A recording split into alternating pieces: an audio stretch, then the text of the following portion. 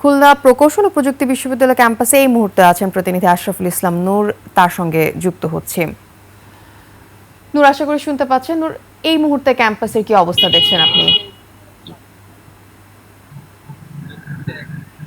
আমরা এই মুহূর্তে আছি খুলনা প্রকৌশল ও প্রযুক্তি বিশ্ববিদ্যালয়ের ক্যাম্পাসে। আপনি একটু আগে যেটা বলছিলেন যে গত রাত ১টার পরে বিশ্ববিদ্যালয় মঞ্জুরি কমিশনের সদস্য doctor professor Tangier Uddin Khan তার হাতে জুস পান করে প্রায় ৫৪ ঘন্টার আমরণ অনশন ভঙ্গ করেছেন শিক্ষার্থীরা, এবং তাদের এক দফা দাবি মেনে নেওয়া হয়েছে। এবং আমরা জেনে থাকবেন যে ভিসি এবং প্রভিসির অব্যাহতির ঘোষণা দেওয়ার পরেই কিন্তু শিক্ষার্থীরা উল্লাস প্রকাশ করেছে, এবং শিক্ষার্থীরা কর্মসূচি দিয়েছে যে আজ বিকাল ৪টায় এই ক্যাম্পাস থেকে তারা আনন্দ মিছিল বের করবে।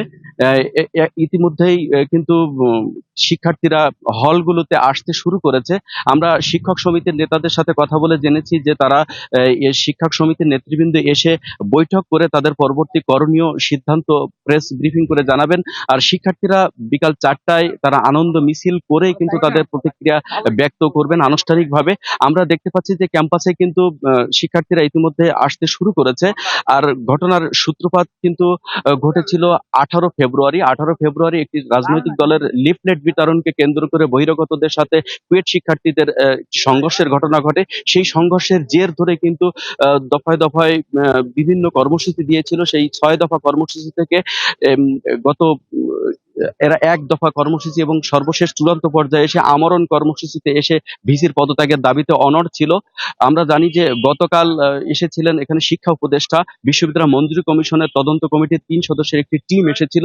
সেই সব মিলে কিন্তু সরকার গত রাত্রেই প্রজ্ঞাপন জারি করেছে যে খুলনা প্রকৌশল প্রযুক্তি বিশ্ববিদ্যালয়ের ভিসি এবং প্রভিসিকে অব্যাহতি দেওয়া হয়েছে। আর এই অব্যাহতির মাধ্যমেই কিন্তু শিক্ষার্থীদের যে আন্দোলন, সেই আন্দোলনের জবনিকা ঘটেছে, এবং জুস পান করে গত রাত ১টার সময় বিশ্ববিদ্যালয় মঞ্জুরি কমিশনের যিনি ছিলেন এখানে তদন্ত টিমের প্রধান, তার হাতে অনশন ভঙ্গ করেছেন শিক্ষার্থীরা।